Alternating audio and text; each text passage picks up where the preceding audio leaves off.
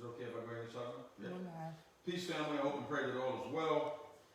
Thank you, those of you that are joining us. I know it's been a while. It seems like a long time. And everybody's been trying to deal with these issues along with this coronavirus thing. But nonetheless, let me go ahead and take about an hour or less of your time today and talk to you a little bit. First of all, I'd like to open up again by thanking everybody that's tuned in and talk about the urgency of the moment that we're in on today and the importance of us changing how we see things.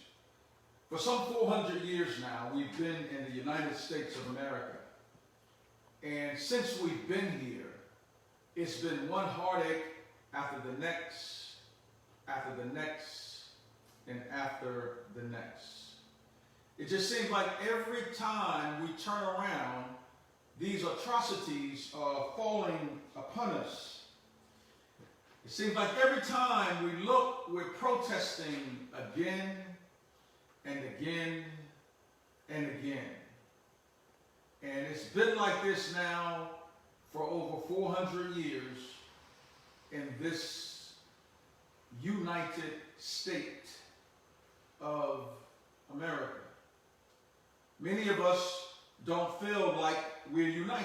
We don't feel like we're a part of it because of how the least of us are being treated. Even if you take it back beyond the United States of America and you enter into ancient Egypt, you enter into ancient Jerusalem, you enter into ancient Northern Africa, and you will find that these very atrocities were visiting us then. Over some 2,000 years ago, we are re-embarking on the same path that we were suffering from back then. Family, at some point, we have to look at this thing for what it is. Family, at some point, we have to galvanize those that are like-minded and come up with rightful solutions to deal with these challenges. At some point, family, we have to overlook our differences and we have to deal with things just the way that they are. And so what I'm saying to you on today, let's walk differently in this madness.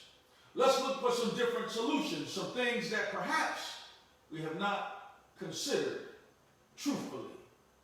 Because it makes absolutely no sense that we continue to be burden bearers, that we continue to carry the pain of nations and never seek to change it. It doesn't make sense for us to address this issue the way that we've always done it. It does not make sense. There must be a new approach. There must be another method. There has to be a solution that we put in place that transcends us from this moment. But it cannot be the methods that we've used in the past. Just let me be straightforward with you on today. Many of us are embedded or indoctrinated with the early teachings of the Bible where Jesus was telling the Jews to turn the other cheek. I want to first of all point something out. Jesus was talking to the Jews. Who are the Jews? The Bloods, the Crips, the folk. All of these different sects are the Jews. But they were fighting amongst each other. And so Jesus cautioned them by saying, turn the other cheek. When your brother come at you, when he strike you, walk away from him. But it's important that you understand who Jesus was talking to. And once we understand who Jesus was talking to, it gives us a different understanding of this process. He was not talking to his enemies. He was talking to the Jews of that day. So when we say turn the other cheek, Crip, blood. When we say turn the other cheek, Vice Lord, young disciples, when we say turn the other cheek, we're talking about fighting amongst ourselves. Because we cannot properly organize against our enemies if we're fighting fighting amongst ourselves. This has to change. First Baptist, Second Baptist, Methodist, stop it. Mosque, church, stop it. This has to change.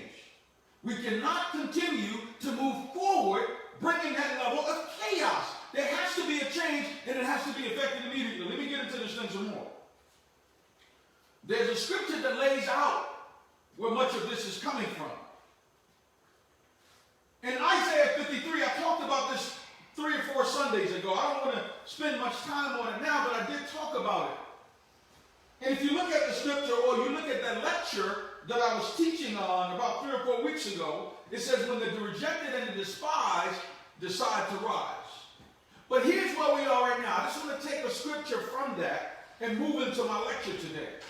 The scripture from that is, he is despised and rejected of men.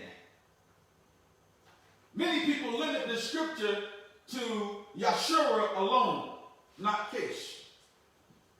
A man of sorrows. When you look at what's happening right now, if George Floyd were not rejected and despised, his life would have never been taken. All of our brethren that have lost their lives recently and in the past, in order for that to happen, they have to be rejected and despised. Because how can you keep your knee on the jugular or the throat of a man, hearing him gasping for breath, telling you he can't breathe, watching him struggle, and continue to apply pressure? The only way for that to happen is that you have to be rejected and despised, and you have to be an enemy to that man that has his knee on you, period. That's why, again, I encourage you to go and look at that lecture, when the rejected and despised decide to rise. Let's keep rolling for a second. It says, a man acquainted with sorrows and acquainted with grief, and we hid as it were our faces from him.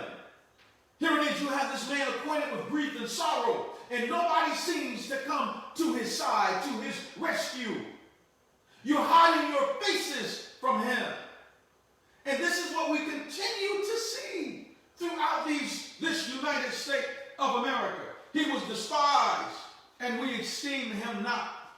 But listen at this 4th verse. Surely he hath borne our griefs and carried our sorrows. I can't emphasize this part enough.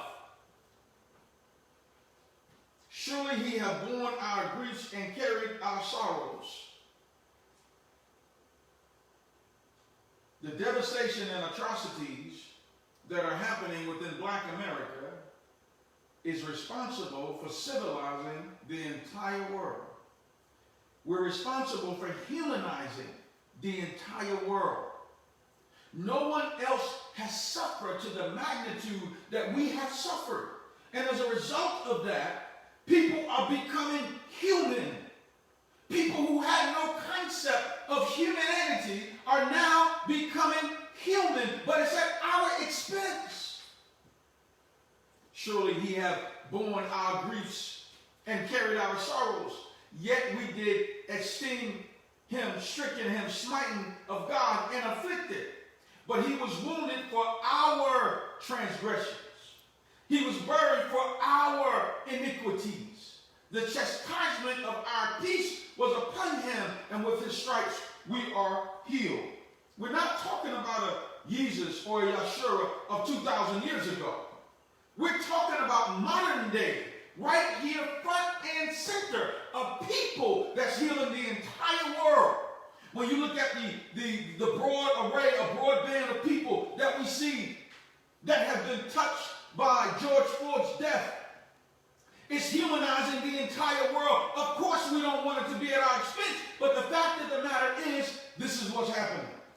But at some point, family, we got to look at this thing differently.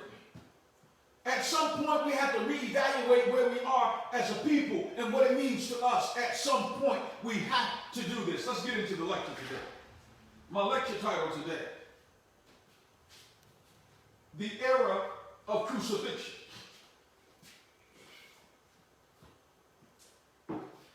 The Era of Crucifixion. Era is simply a time period or state of existence. But let's look closely at the definition for crucifixion. Crucifixion is a method of punishment or capital punishment in which the victim is tied or nailed to a tree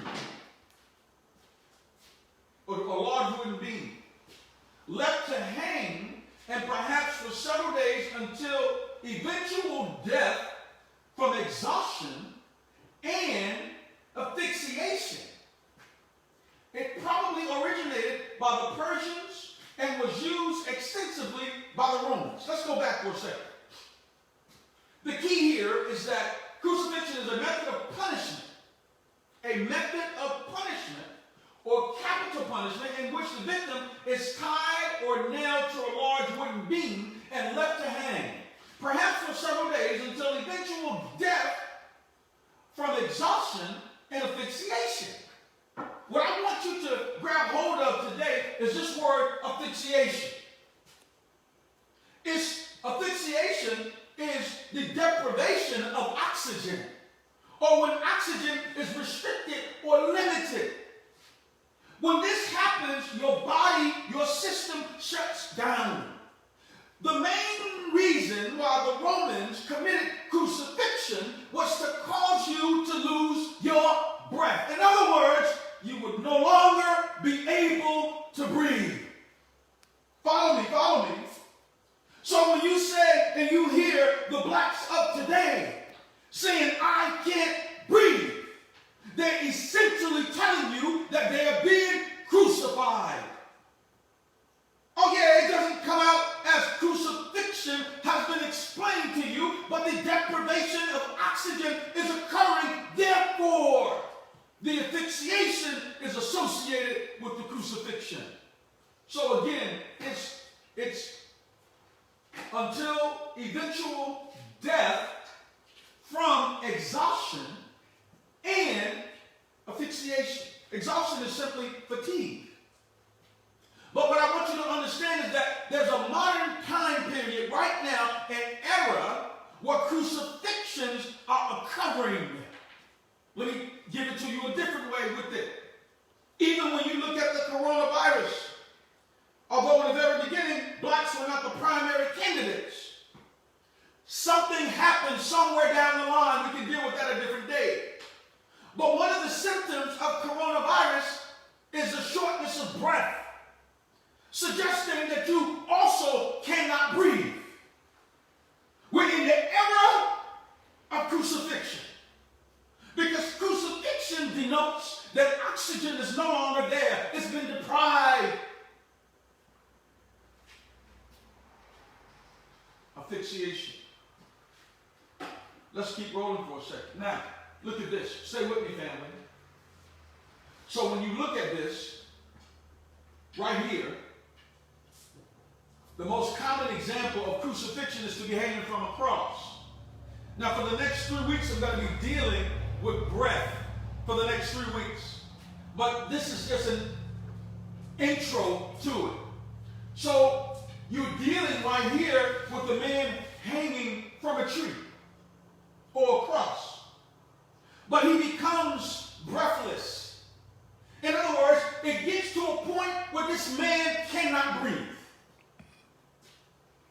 And he can't breathe because his head drops and his legs would have been broken historically, not allowing him to push up so that he can breathe.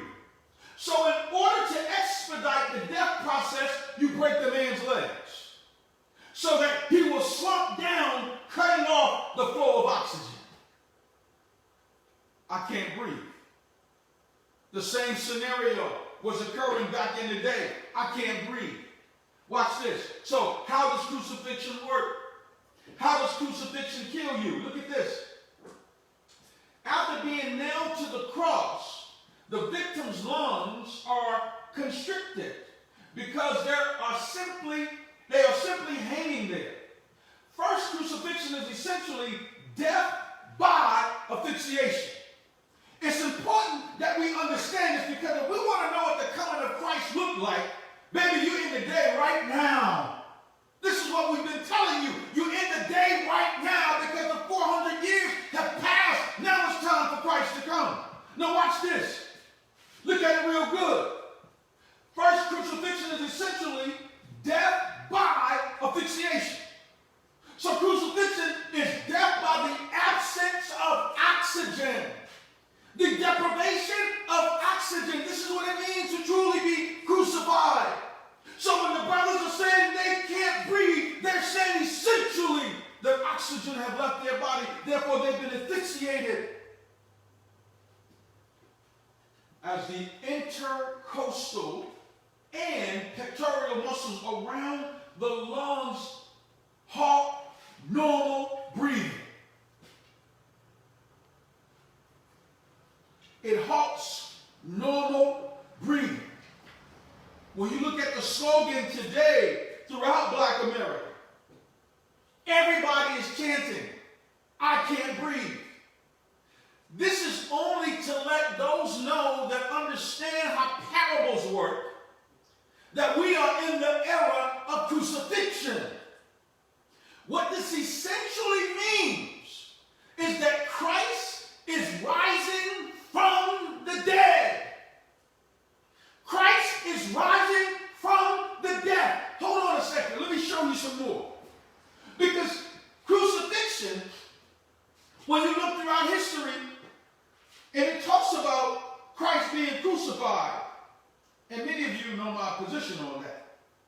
But this again is a parable when you look at the scripture, right? The mere fact that our people that are dying can't breathe represents the historical parable of crucifixion. Look at it again. It says, first crucifixion is essentially death by asphyxiation. I want you to stay with me for a second, because what I want you to understand is that the Bible is a book of prophecy and parables. We have to learn how to use these to show us where we are today. So, crucifixion is the absence of oxygen. Every young black man that has been dying at the hands of the police have been complaining about not being able to breathe. Now watch this, family. Stay with me. Lungs halt normal breathing, which the body hangs in the down position. Look at this. Plain and simple. Brother George obviously can't breathe. Obviously asking for breath. Now look, let me show you something. Right here, the mind that it takes to kill a human, this is very demonic. To sit here and watch a man who's done nothing to you, nothing at all, beg for his life, and you continue to apply force. Not only are you using the force from your leg, but you put your hand inside your pocket to form another form of force against the leg, increasing the amount of pressure you're putting on him. And you listen at this brother cry out that he can't breathe. And then we hear the brother cry out something, brothers, and this bothered me tremendously, mama. Calling out to his mama.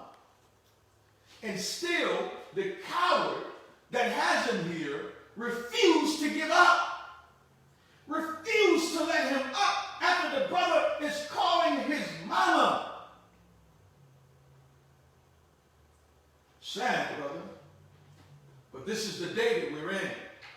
This is why protesting as we have done historically, cannot be a part of the solution. Can't be.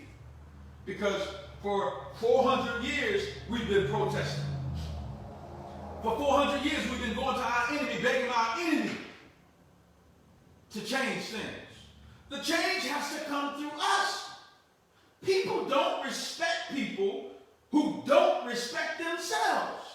And what I mean by that, if people see that they can take advantage of you and you do absolutely nothing, people have no respect for that. If people see that a black store is in your community and another guy from the Middle East has a store in your community, and you go and spend your money with the guy from the Middle East, people don't respect you. People only respect those people who respect their people enough that they patronize them.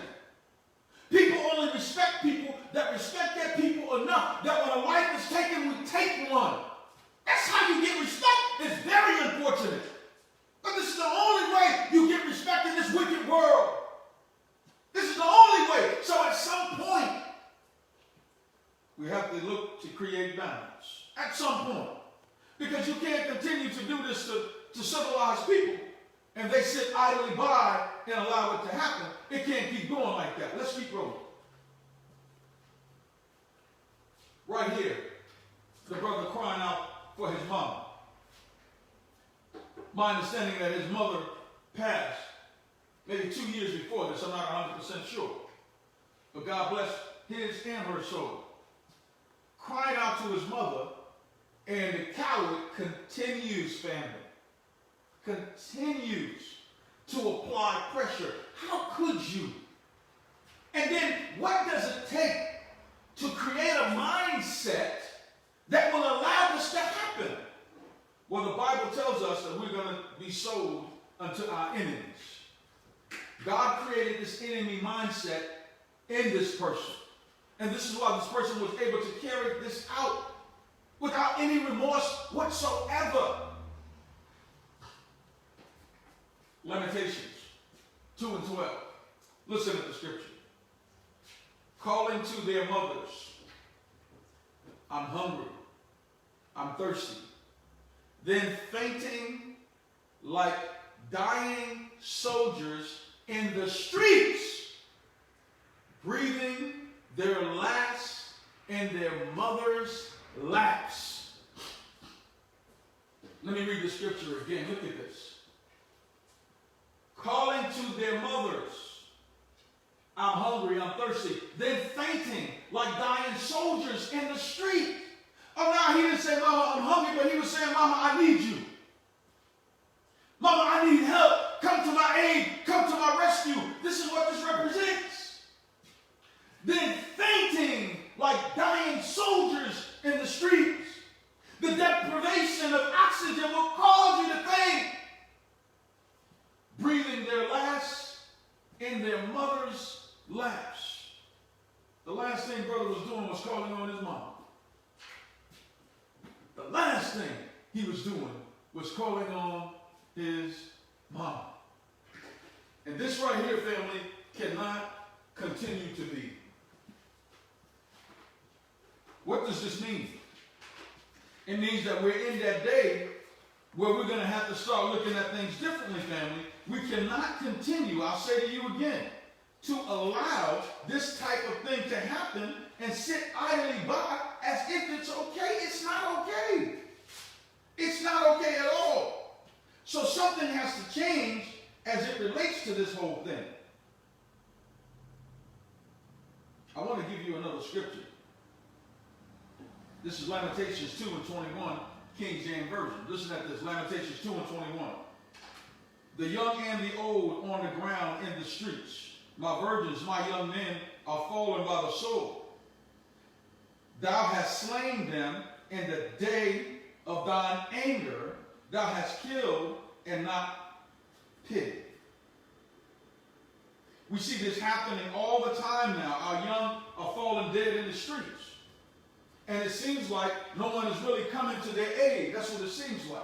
But all this is a reminder of the situation and the circumstances that are before us today. But I want to go back to this. How could you? How could you? How could you, with no remorse, carry this out unless you were created to do such? This is not normal for humans. This individual was created to do such. Otherwise, he couldn't carry it out. Calling to their mothers, I'm hungry, I'm thirsty, then fainting like dying soldiers in the streets, breathing their last in their mother's laps. People standing around as if it's okay. No, all of the officers heard him. Every last one of them heard this man crying out. But you know what's also dangerous?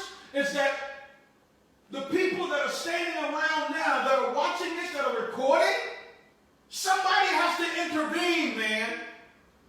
So at some point, somebody has to be willing to take their own life to change the life of our situation.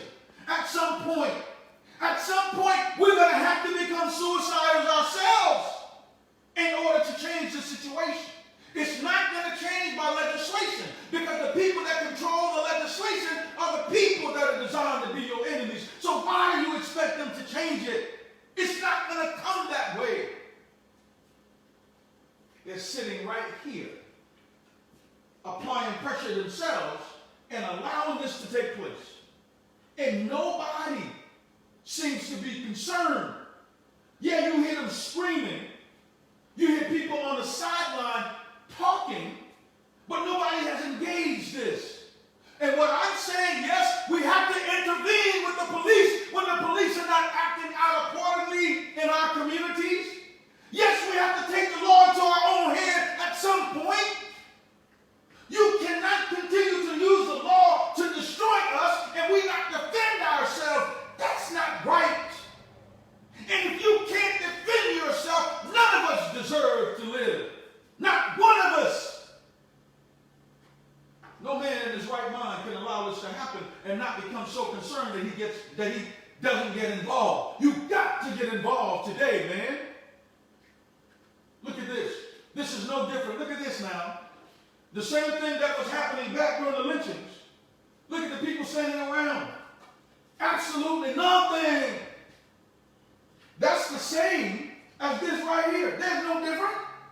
It's absolutely no different. The only difference is that these people right here are paid by the government to carry this out. The only difference is that we're paying these people to kill our people. This is the only difference. These people right here are the same.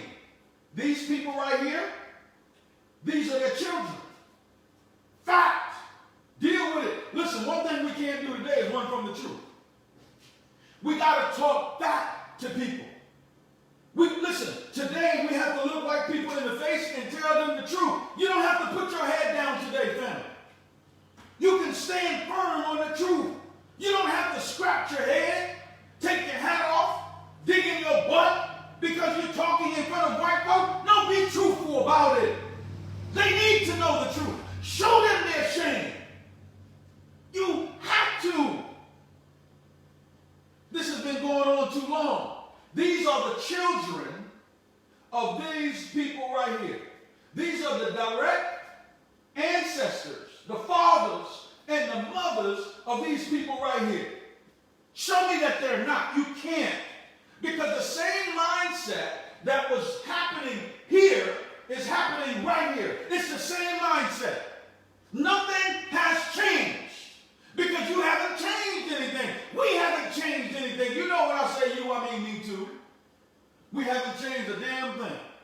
Look at it. And look, so many of you are sitting around, and some of you black folk, y'all are the first ones that got to go. Let me talk directly to you.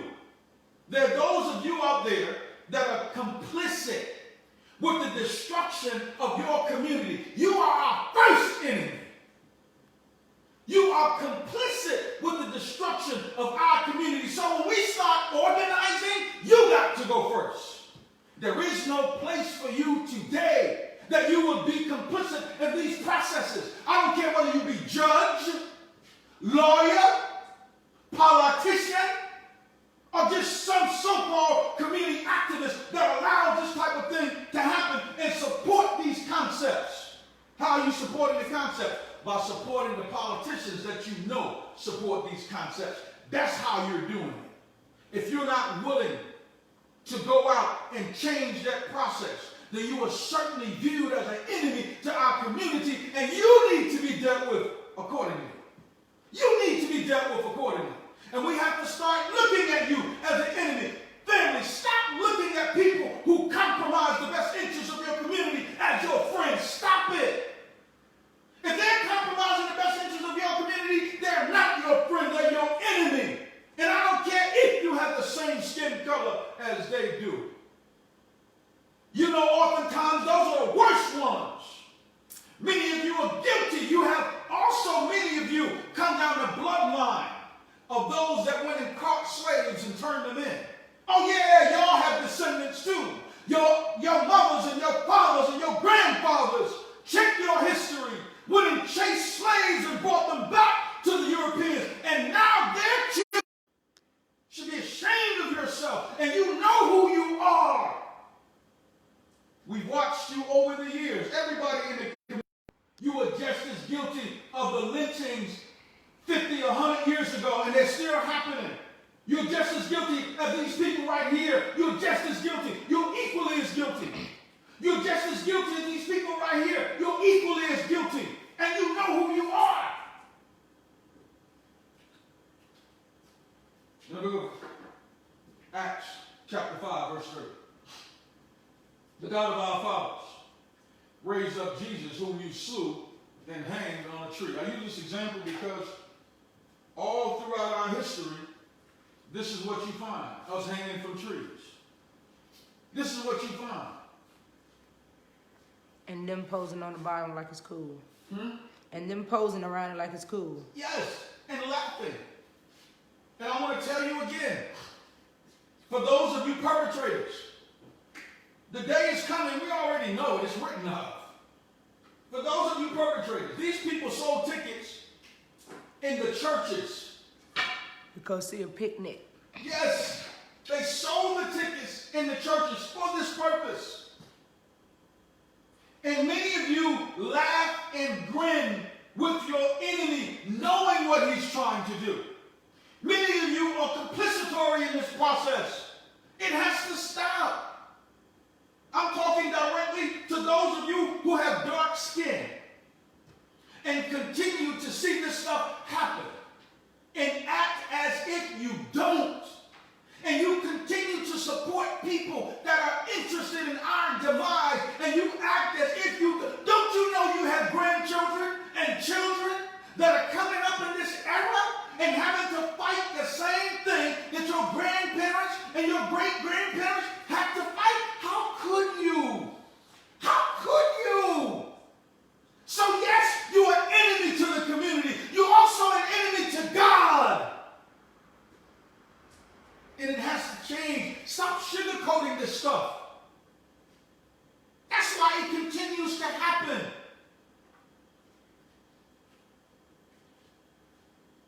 The same people right here during the lynchings are right here, family. Same people. Same people. No different. Except they're not using trees, but they're certainly cutting off the oxygen. This is what they're doing. I'm going to show you where the warning came and we didn't catch it. Here we go again. Hanging brothers some trees, cutting off blood circulation, cutting off oxygen. This was normal. It has not changed, is what I'm trying to show you. These brothers got to a point where they couldn't breathe. And they would utter these words. Read some of the slave narratives. They could not breathe. It is no different today. Could not breathe. Same thing. Come on, man. In the book of Genesis, chapter 2, verse 7. Let's follow the scripture for a second. In the book of Genesis 2 and 7. And the Lord God formed man from the dust of the ground and breathed into his nostril the breath of life, and man became a living soul. What am I trying to show you right here? This is natural. This is a God-given right to be able to freely breathe. It's a God-given right to have breath in your body. You were designed to be that way. But it is a demonic right for anybody to try to take it from you. This is a natural order. If a man tries to restrict your breath, you have every right to defend yourself. Every right to defend yourself. God has given you this right. And the Declaration of Independence follows that. You have every right to fight and defend yourself.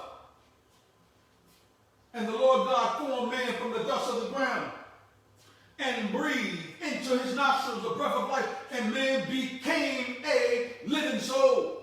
That means that God gave you the right to live through the breath process. By breathing into you the breath of life, you have the right to live.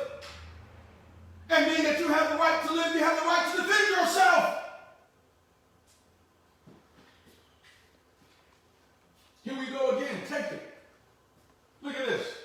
The first thing this idiot does is try to choke the life out of this young black man.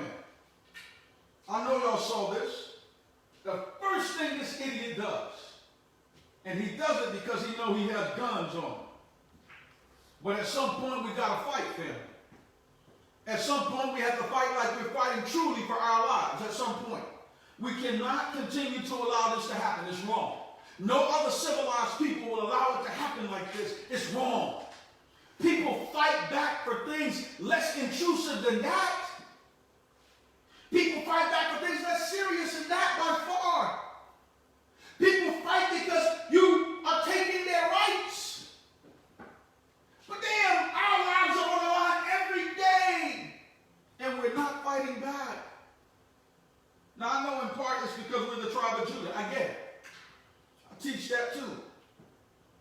But at some point, Judah, at some point, and you don't find many places at all in the Bible where the children of Israel fought back. You rarely see a case like that. You find one or two cases, but it was uncommon to readily fight back. But there are some cases which we're going to talk about those cases over the next couple of weeks. I can cite David, I can cite Moses, yeah, I can cite those pieces. And there's some other things that we can cite as well. But really, when you look at the number of things that are occurring against us, we rarely fought back. And the reason why we rarely fought back is we started worshiping other gods. You see, the reason why this happens is because he knows that you're indoctrinated with the religion that means you know good. See, when you look at nation destruction and nation takeovers, the first thing you have to do is indoctrinate the people. And we've been indoctrinated with a religion that really means us no good. And this is why we don't fight back when these things occur. It's because the first thing that comes to mind, Jesus is going to get you. That's the first thing that comes to mind. Even back here, many of the brothers are hanging from trees, refuse to fight back. Refuse to fight back. This right here should have opened everybody's eyes. With this dude right here, number 666, choked Ghana, and Ghana saying he can't breathe, everybody's eyes should have been open. That's when the rioting and looting should have occurred for real, even before that part. But in modern times, we should have stopped it right there. Many of the lives that were lost wouldn't have happened. And this guy was using an illegal chokehold when he choked Ghana to death like that. Stay with me. Now, the Declaration of Independence. Let's look at it. What I'm telling you is that because God formed you from the dust of the earth and breathed into your nostrils the breath of life, and you became a living soul, you have God-given right to defend yourself. Okay? This is all I'm saying. A God-given natural right to defend yourself. And that very right is given to us again, well, not given to us, but it's written of in the Declaration of Independence. It wasn't given to us because we weren't classified as citizens or humans back then. And we're still not classified as citizens and humans today. How can you be classified as a citizen or a human and this happens? That doesn't happen to citizens. That doesn't happen to humans. This right here only happens to animals. And then if it happens to an animal, the protesters will be out there looting and burning like they are today. Look at how they did Michael Vick for fighting dogs. Legislation changed for fighting dogs. Let's see what legislation really changes here. Now, look at this. The Declaration of Independence. This is what I wanted you to see. The Declaration of Independence. Now, first of all, please take note to who's writing the Declaration of Independence. Nobody in here looks like you. Nobody. Please, you're not represented here. So how can it apply to you? I don't care what nobody has to say. If you're not represented, how can it apply to you? It can't. Let's look at it a different way. Let's get to it. Declaration of Independence. Look at who's being represented. You're nowhere. You're nowhere in this. Now, look at this. So when it says, we hold these truths to be self-evident. Who is we? These men right here. These men right here, we hold these truths to be self-evident that all men are created equal and they're endowed by their Creator with certain inalienable rights. Watch this. We hold these truths to be self-evident that all men are created equal. If all men are created equal, please explain this. Please explain it. Please explain this. Please explain this. Please explain this. If we're created equal, please explain this. Please explain this today. If we're created equal. We're not. This is what you have to understand. We're not created equal. God never created us equal. We hold these truths to be self-evident, that all men are created equal. This is a flaw in and of itself. Every man is not equal. I don't care how you shape it. To be equal means you're the same. That there are no differences between the two. That's not true. It's not true physically. It's not true scientifically or mathematically. It's not true. Now you can apply this to rights, but then if you apply it to rights, again, my question to you, where are we in this process? We're not. So because we're not in this process, it doesn't apply to us. And then I'll further tell you that we're not equal. We hold these truths to be self-evident that all men are created equal. Listen at this. They are endowed by their Creator with certain unalienable rights. This word unalienable later became inalienable. All right? Because technically there's no such word as unalienable. The word is inalienable. And this word inalienable means natural rights that cannot be taken from you. Inalienable means the rights cannot be taken from you. Now, if that's the case, that case is coming back from right here. And the Lord God formed man of the dust of the ground and breathed into his nostrils the breath of life, and man became a living soul. That means that breathing is an inalienable right. And it's not a right that man can take from you. And if man attempts to take it from you, you are by all means by their Creator. Look at the language. Their Creator. Possessive.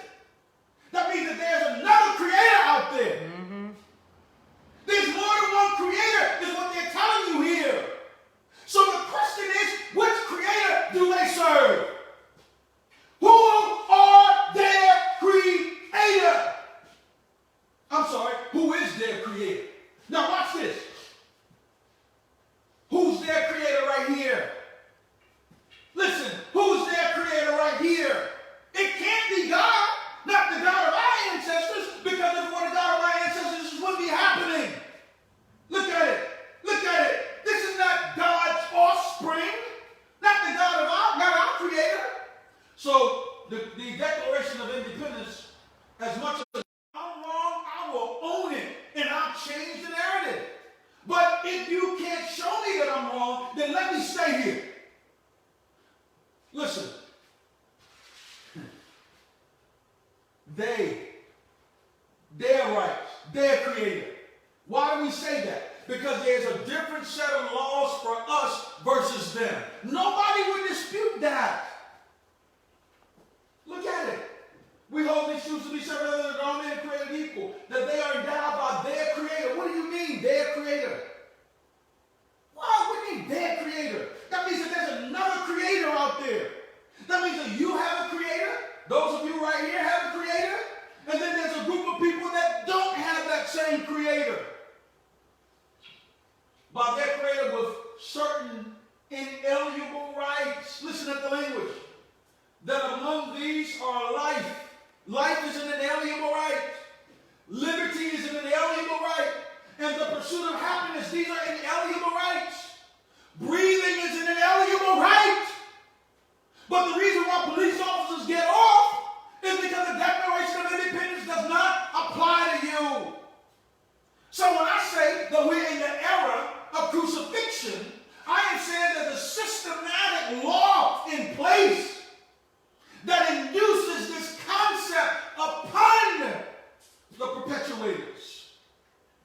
And part of that is the Declaration of Independence and the Constitution. Eventually, not only does statues and buildings have to come down, but the Declaration of Independence in and of itself has to come down.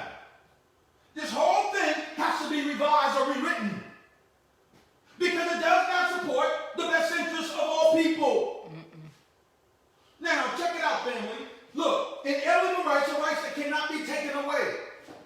Everywhere you look in Black America, rights are taken away. Everywhere you look. And what you're seeing with the police force is worse in banking. It's worse in business. It's worse in education. As a matter of fact, that leads to all these other things that we're seeing. Let's keep rolling. This is a very important part of the Declaration. I talked about this yesterday. Listen at this. We hold these truths to be self-evident, that all men are created equal, that they are endowed by their creator with certain unalienable rights. And amongst these rights are life, liberty, and the pursuit of happiness. That to secure these rights, what do you mean, these rights? Life, liberty, and the pursuit of happiness. That to secure these rights, governments are instituted among men. Let me stop right there.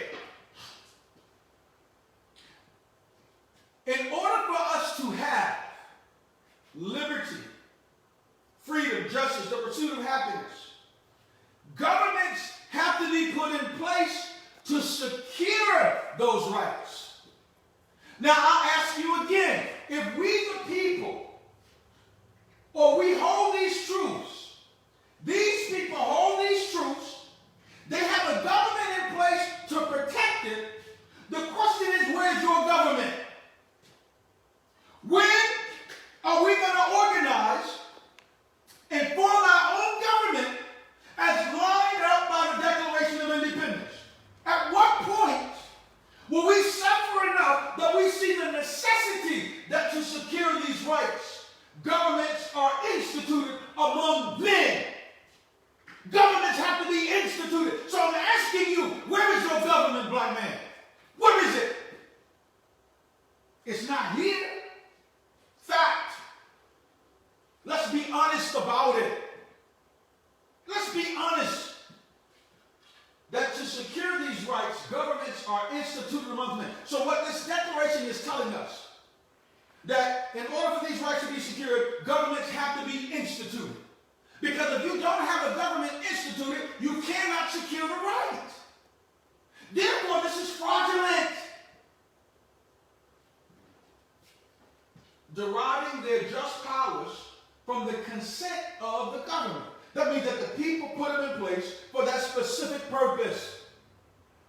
To protect their interests. And all I'm telling you is that when you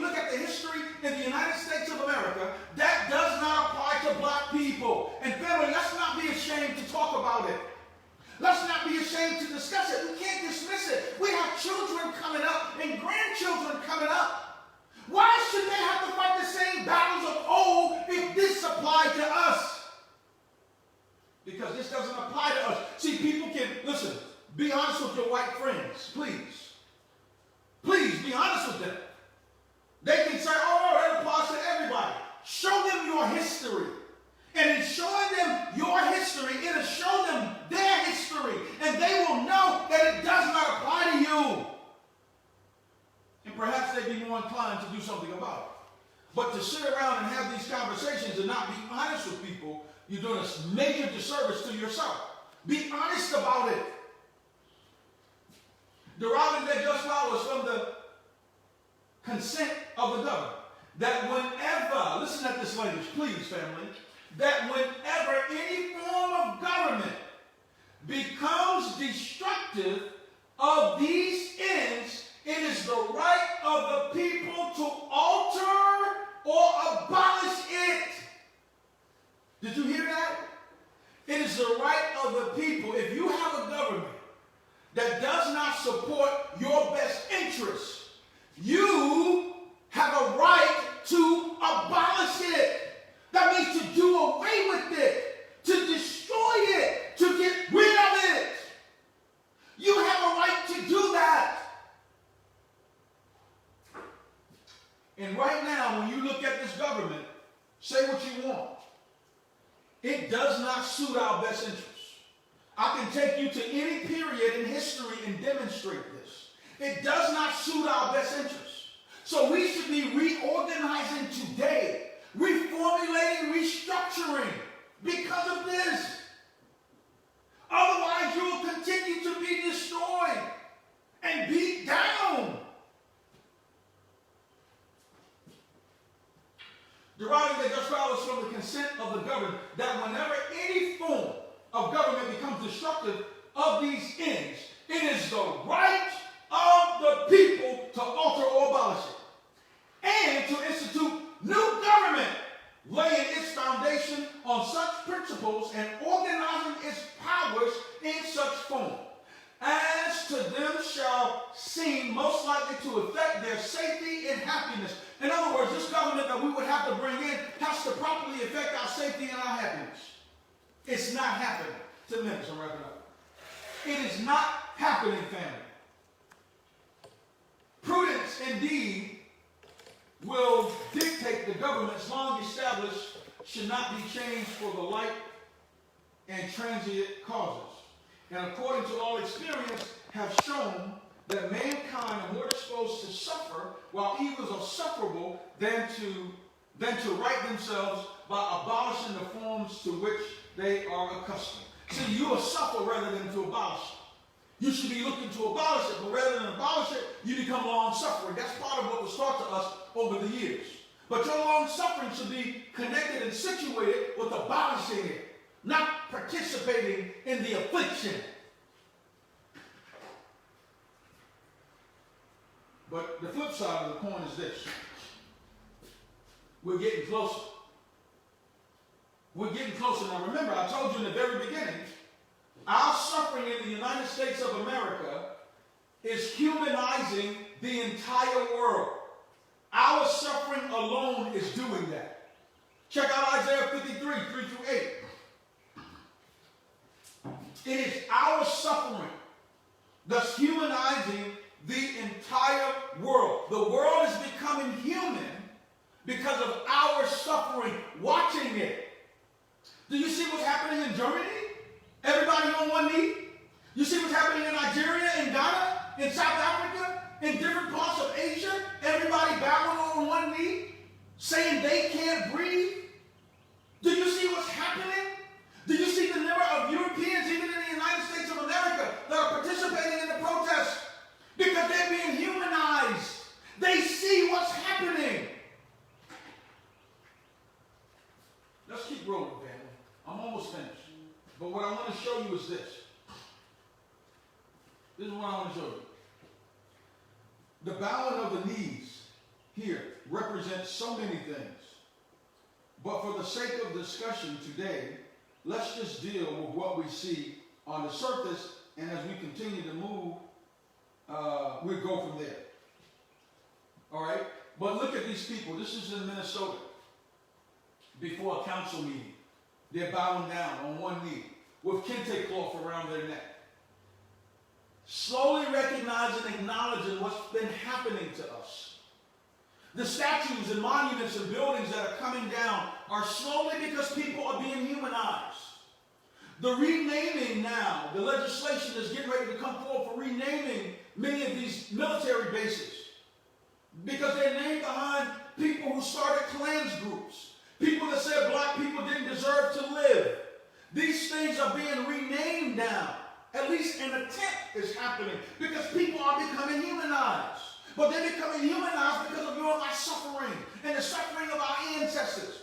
So a new government is slowly coming into being, but it's coming in on behind your backs.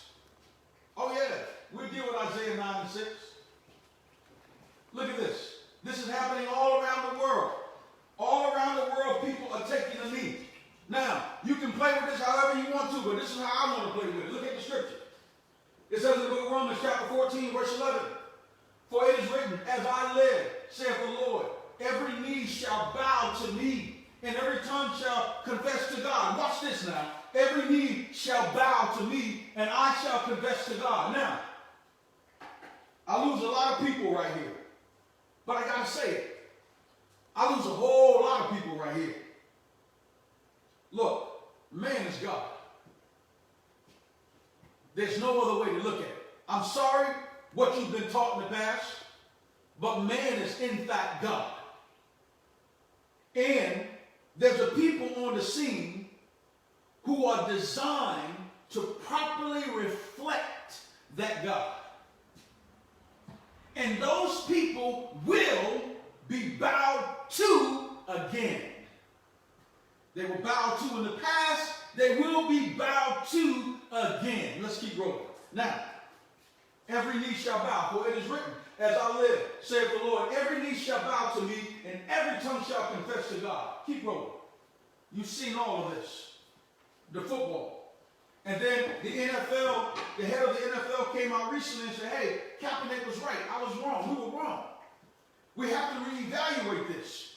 See, through our suffering, people are being made whole. This is happening right before your eyes. Through our suffering, people are being humanized. Through our suffering. That's the only way it's happening for them. Now, let me give you these 3 steps and I'm finished. These are 3 simple steps that has to happen. All right, but before I go there, let me give you this. The Quran 22 and 60. That shall be so. And he who retaliates with the like of that with which he has been afflicted and he has been oppressed, Allah will most certainly aid him. The scripture is telling us that God is going to aid us when we retaliate against those that have afflicted us. There's nothing wrong with that. Now look at this. Let me give you 3 steps real quick, real simple steps to keep. We have to move out today differently. These are 3 simple, quick things that everybody in the community can do. The number 1 thing that must be done is you must organize. But in order for you to organize, you got to go to your community, to the people in your community that have strength. Whatever that arena may be. It could be a basketball coach. It could be a football coach. It could be a doctor's office. It could be a businessman. It could be a preacher. Whatever. You got to organize. And when you organize, you need to formulate 3 simple steps of each organization. And on top of that, with the organization, there has to be something called control. You cannot control before you organize. You have to organize first. And you have to come together organizing around a common ground. And that common ground has to be the improvement of our people.